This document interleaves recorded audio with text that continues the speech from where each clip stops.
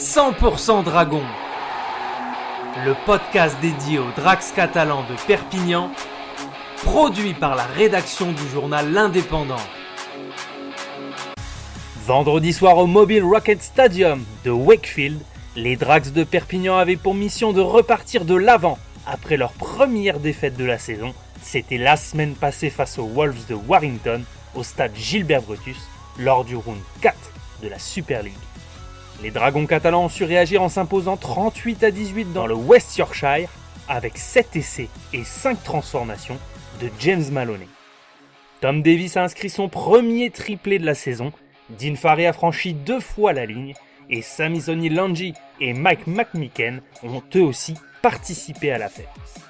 Après avoir battu les Wildcats en 8e de finale de Cup il y a quelques semaines, les hommes de Steve McNamara ont pu apporter des réponses à leurs premiers mots mis au jour la semaine dernière. Face à des chats sauvages dos au mur ayant raté leur début de saison, les Dragons ont pu résister à l'agressivité de leurs adversaires en jouant avec la tête et revenir à la pause en menant 20-12.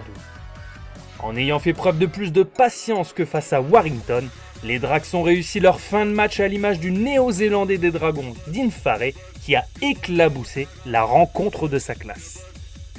En portant le danger aux 4 coins du terrain, les Dragons se sont rassurés avec une 4e victoire en terre anglaise cette saison.